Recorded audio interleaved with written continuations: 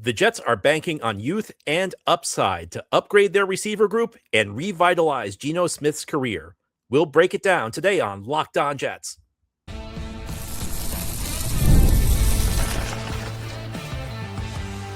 You are Locked On Jets, your daily New York Jets podcast. Part of the Locked On Podcast Network, your team every day. I'm John B. from GangGreenNation.com, and today's episode is brought to you by FanDuel. The biggest stage in world soccer is here. Let there be goals on FanDuel. Visit FanDuel.com to get started now. On today's show, Michael Nania of JetsXFactor.com joins me once again. We'll talk about the additions the Jets made on defense this offseason and why this unit has a higher floor than a year ago. We'll talk about why Jets fans should be excited and terrified by the selection of Kenyan Sadiq in the NFL draft. And we'll talk about Geno Smith and why his supporting cast can help revitalize his career. Let's get into my discussion with Michael Nania of JetsXFactor.com. Let's talk about some of the big changes on the roster during the course of the offseason. And I think you have to start at the quarterback position with Geno Smith. And I kind of have two thoughts on Geno. Number one, I'm not super excited. I'm not super optimistic that it's going to pan out. There were options I liked better, but there weren't many options that were like a lot better. In fact, I don't think there were any options that would have gotten me really, really excited for this offense. So how do you see this playing out with Geno? I think the only guy who was out there who I thought maybe had a higher ceiling was Kyler Murray, but I don't think that was ever like a realistic option. It seemed like him and the Vikings was kind of destined. So I think at first I was a little more critical of it, just in the sense that I kind of wanted them to find some way to take a bigger swing. But as the dust kind of settled, it was clear that this was really it. There wasn't a ton they could do about it. And, I think in terms of a bridge quarterback, especially for the price that they're getting him at, it's really the best you could ask for, because there is a real ceiling here, in terms of pursuing that type of competitive season we're talking about, 8 wins, maybe even 9-10 competitive wild card type year. 3 of the past 4 seasons, that's the quarterback he was. With those 3 seasons in Seattle, he had an above 500 record. His passer rating was well over 90. He had 2 Pro Bowls. Like, this is a guy who has been the type of average, get us to the wild card type of quarterback that the Jets have not had since, Ryan Fitzpatrick's 2015 season. So it's been over a decade since the Jets even had that level of play. So if that's what the Jets are pursuing, and I think it is, given the way they approached free agency and trades, I think they want to have that type of season. He's a guy who's capable of doing it. It's just, are we going to get last season's version, or are we going to get the Seattle version? And the hope is that the supporting cast last year with the Raiders is what you ultimately blame that on, rather than him just aging, because he is going to be 36 this year. It's possible that he just is starting to hit the wall. But it was a really bad situation around him with the Raiders. The offensive line, the coaching carousel, the weapons, especially wide receiver. So it was a rough situation, and there's a lot of data pointing to unlucky interceptions that he had the most in the league in that department. So there's, I think, real bounce back potential. But will he go straight back to like Pro Bowl Geno that we saw in 2022, or will it just be somewhere in between that and the Raiders, which would probably still be like mid-20s below average? I think he'll definitely be better than last year, I believe, but I'm just curious to see, will it be like a minor bounce back, or can he get straight to the 30 touchdowns, 11 picks Geno we saw a few years ago? Okay, I want to be glasses half full, so we're just going to go with the theme. We'll go with that. We'll go with what you're saying, because I am much more skeptical that this is going to work out, but I like the case you laid out, so we'll stick with that. But I do think a lot of this is going to come down to the supporting cast stepping up and the supporting cast kind of lifting Geno up. And we got 2 guys we can count on for sure. Garrett Wilson, as long as he's healthy, is going to go for 1,000 to 1,100 yards. I mean, that's pretty much what he's done his whole career. And even last year, before he got injured against Denver, he was on pace for a 1,000-yard season. And that's with Justin Fields throwing the way Justin Fields was throwing. And I think we know Breece Hall back with the new contract. He's going to be good. He'll be a home run hitter. I think they'll use him more as a weapon in the passing game than they did last year, which will be a welcomed development. But lots of unproven pieces. And I don't say that to be disparaging because there's legitimate upside here. Unproven's not necessarily bad. It just means it's unproven. And I've said this over and over on this podcast that, a year ago, we were trying to talk ourselves into like Tyler Johnson and Josh Reynolds and Alan Lazard and even Arian Smith, who was a 4th round pick. And you have a bunch of guys who are either recent 1st or 2nd round picks in Cooper and Sadiq and Taylor and even AD Mitchell. So this is not a group that has a track record, but it's a group where it's pretty realistic that like one or two of these guys, if not all of them, at least like 1 or 2 of these guys are going to hit, and you could end up with a pretty good skill group. Yeah, that's definitively the route that they took. I mean, they completely ignored, besides Tim Patrick, who, does he even play or do anything? Who knows? But outside of him, it was pretty much let's bet on upside and hope that out of all these dice that we're rolling, we're going to hit a 6 on one of these. And, based on some of these ceilings, there's a good chance that someone's going to step up and be really good. It looks like your 2 first rounders are going to be playing pretty big roles between Cooper and Sadiq. Both of them are great athletes, have great yak potential. Obviously, both need development in certain ways, especially Sadiq, I think. But if one of them hit, just one of the 2, like it could be a huge hit. And then even those 2 receivers you brought up, I think between AD Mitchell and Arian Smith, there's a lot of potential there. I mean, the film, especially for Mitchell, mainly because he played more, but both of those guys had a lot of reps where like they were separating vertically. They have the speed and the route running was there too last year. It's just the Jets quarterbacking last year was, in terms of missed opportunities, and it may be the worst season that we've seen. And that's saying a lot considering some of the quarterbacks we've watched, but there was a lot there to be hit that wasn't being hit by all 3 quarterbacks. So I think there is a chance, and neither of them could hit, and this approach could not work out at all. But there is a chance that at least one of Arian Smith and AD Mitchell is a really good deep threat for you. And then you throw Cooper in there, who I think even as he develops should immediately be a really good yak guy. He still has speed to threaten you over the top. So yeah, they're betting on a lot of upside, and it's a low floor type of approach, but the ceiling is high. And there are so many, I think, decent or like high quality chances being taken here that they're bound to hit at least one, hopefully a couple of them. Yeah, even as someone who was very cautious about the drafting of Sadiq, and it wasn't that Sadiq was necessarily a reach, I felt that he's awfully boomer bust for a team like the Jets that has to hit on these picks. And like, so the way I viewed it is like a team like the Eagles, if you pick Sadiq and he hits, then he takes you to the next level. But if he misses, it's not really a big deal because you're still good. Whereas like a team like the Jets, they have to hit on these picks. So I cast a bit of a skeptical eye towards the pick, but the potential is undeniable. I've said this on many occasions that if he hits, he could be the best tight end in the NFL just because he's so athletic and he would be such a matchup nightmare. And he's the guy where if he learns the nuances of his position, and if like it's like a rapid development, which sometimes happens, not always, but sometimes happens. A guy who you think is going to be a project, like just takes the pro coaching immediately and dominates from day one. If he does that, he's like the one guy who I think could turn the Jets into a surprise team this year, because he would be uncoverable if he learns how to run routes. And which was a big if, obviously, but you also then get into a situation where Garrett Wilson kind of becomes somebody defenses stop keying on, and that opened up so much for him. And then like 1 or 2 of the other guys steps up, and suddenly you have a really dynamic group of pass catchers.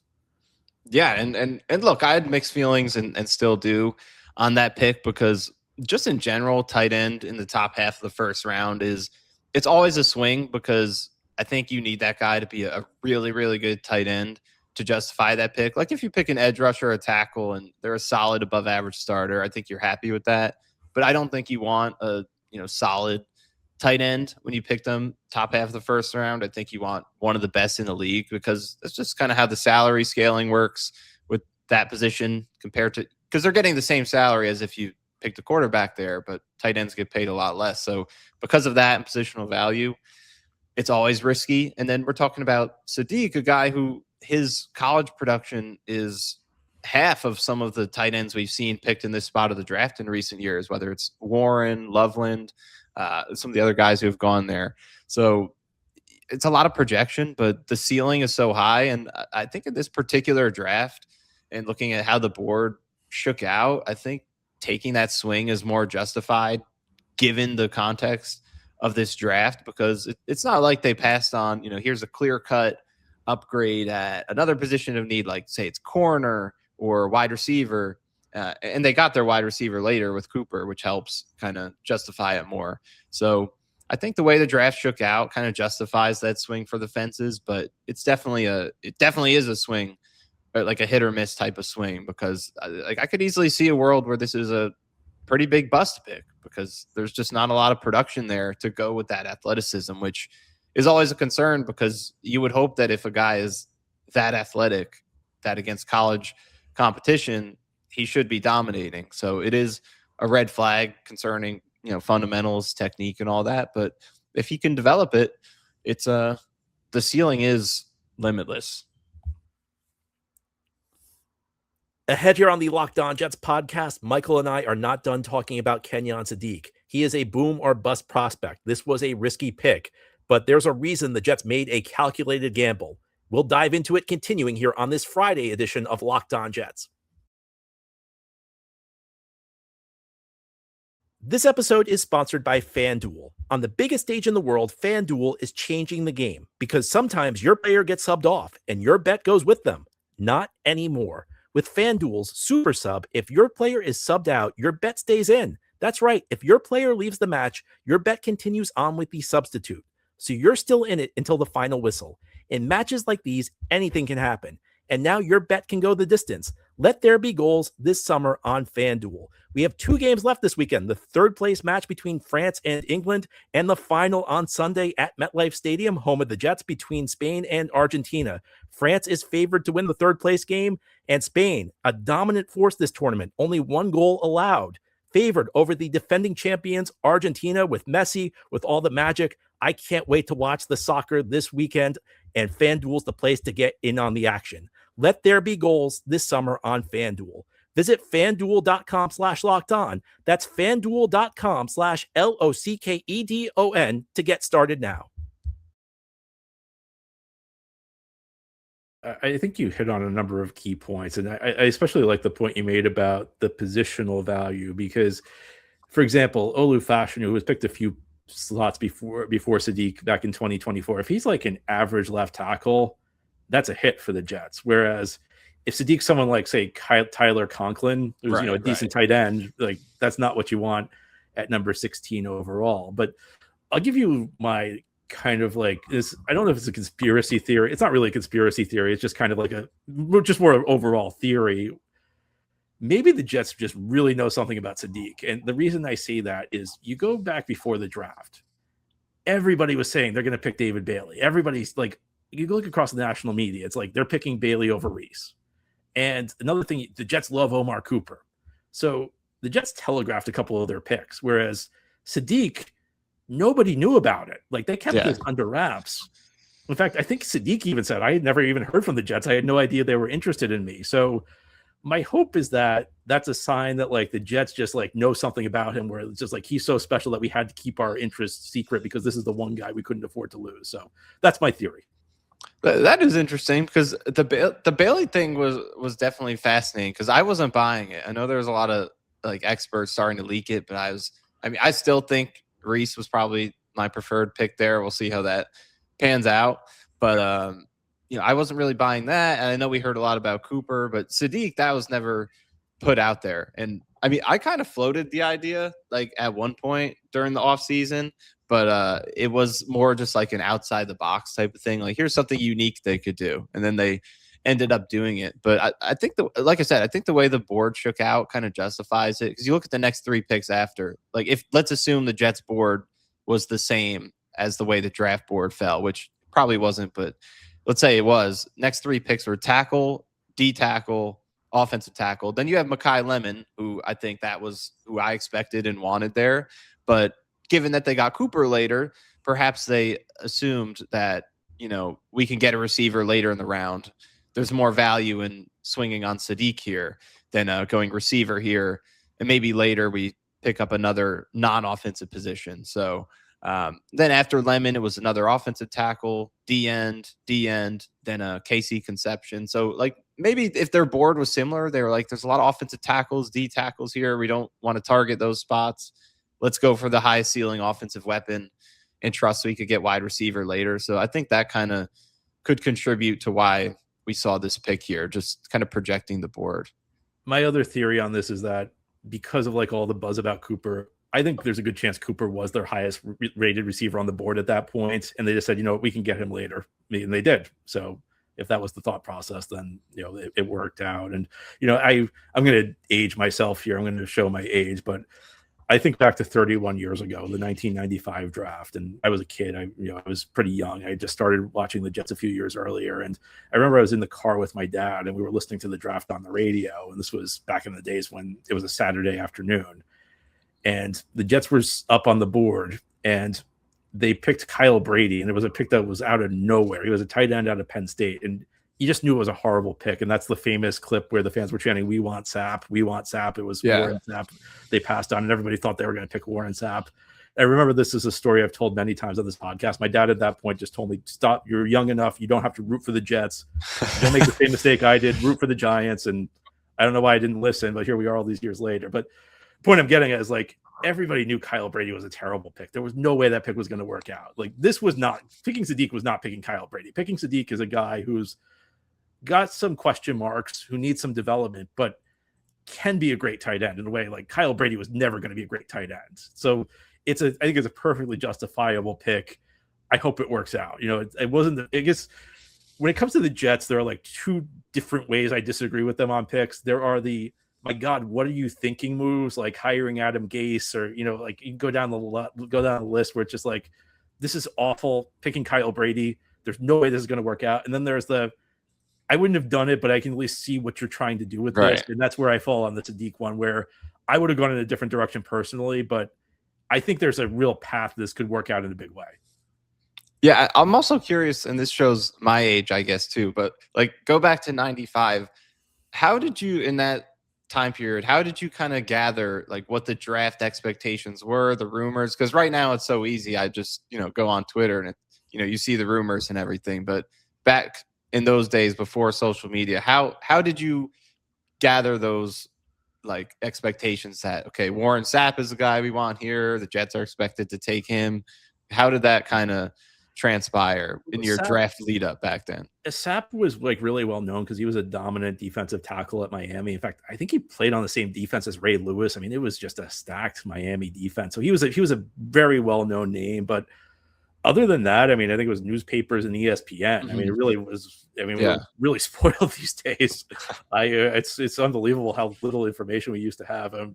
I remember like reading a book by the football writer Peter King, and this is actually before my day. This happened before I was born or like cognizant of football. But he talked about, Peter King was a longtime writer at Sports Illustrated and went on to work at NBC, for those of you who don't know. But he talked about like how one of his friends like moved from San Francisco to New York, and the way he followed the 49ers in the 80s was a friend of his who still lived in San Francisco clipped articles out of the newspaper and mailed them to him. So it's like, yeah, we're really lucky to have the level of information we do in this day and age. Yeah, that's just wild to think of, because even, I've been doing this for a little bit of a minute now, about 10 years or whatever. And even from that point, there's always been so much instantly accessible. So it's just, I've never even had to live in that world where it was so, kind of hard to get your hands on that information. So I give so much credit to all to you and like every sports fan, sports media professional who kind of came up in that era. Laid the groundwork. I remember when I was a kid, once I read Sports Illustrated, and they talked, this was like in the infancy of the internet. Like the internet had just kind of become known. And I remember they talked about how, in 10, 20 years, you'll be able to watch sports on the internet. You'll be able to watch like it's your TV. And I mean, at the time it sounded like science fiction. It was like the craziest thing in the world. And here we are living in this world.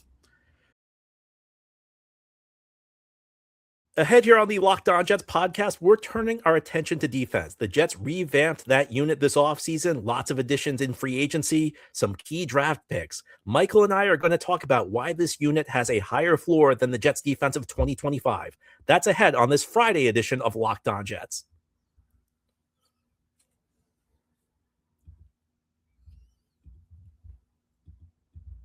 Anyway, in this world, where the Jets have drafted David Bailey second overall, they also picked D'Angelo Pons in the second round.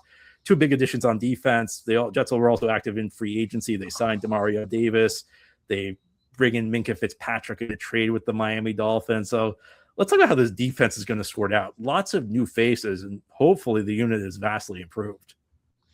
Yeah, and I think I really like the Pons pick. I feel like that's kind of one of those picks. It's similar to AZ Thomas last year in a much different way, to where I think a player's talent and production is outweighed by a single physical deficiency, where with Thomas last year, his 40 time was not great, or it wasn't good. So I think that kind of dropped him because of the lack of speed. And then other end of the spectrum, you have Pons, who's very undersized. And I think, teams just flat out aren't going to draft a 5'8" corner that high, but he was playing outside in college and he was elite in that role. And I don't think he's going to, I think starting him in the slot makes the most sense, just given that limitation. And also looking at the Jets depth chart, I think it's the quickest way for him to get snaps. But there could be a future where he gets a chance on the outside and plays well. But in the meantime, I think he could be a very solid slot corner to start out, especially because it's so important now to have slot defenders who could help you in the run game. And I think he has the tenacity and the tackling ability to really contribute there. See, I actually hope he starts on the outside. I mean, my dream is that it's him and AZ. Him and Thomas? Because I would love that. Who would you put in the slot? Are you good with Brownlee in the slot? I guess Brownlee. Yeah. I think you're going to see a lot of mixing and matching. I mean, I think Pons will move into the slot at times. I think you're going to see a decent share of big nickel where Minkah moves into the slot. But I don't love Brandon Stevens. I will say this for him. He did exceed my expectations for him last year, but I'm still not a big believer. And I don't believe in Nashon Wright at all. I think that the 5 interceptions thing was kind of fluky. I mean, he had literally 1 interception his entire career before last year. So I think that was one of those things where the Jets were like, this guy had 5 interceptions last year and we had 0 interceptions. So we got to bring this guy in. I don't think it's a move that's going to pay big dividends. So I think the corner duo with the most upside is Pons and AZ Thomas. And I do think Pons can play on the outside. I think that when you're small like Pons is, it's harder, but if you're physical and if you have good ball skills and if you're sticky in man coverage and you're quick and fast, you can make up for it. Because we've seen that happen before, much like Pons' coach, Aaron Glenn. I'm not saying they're exactly the same type of player, but Aaron Glenn was a small corner who made it work, part because of how physical and competitive he was. And I see some of that in Pons. So I don't know. I'd like to see, we're diverging a little bit here. For me, the dream duo is AZ Thomas and Pons on the outside. Yeah, and I think, and we did just see DJ Reed succeed on the outside as a guy who I think was about the same height. The one thing with Pons is his arm length is really short too. I just pulled this up because Reed does have 31 5/8 inch arms. That's 60th percentile for corners. Pons is at 29 3/8, which is 2nd percentile. So I do think the length is also a concern on top of him being short. So I could see it happening. I just feel like for me that put him in the slot, that's the quickest way to get him out there and kind of see how he does there first.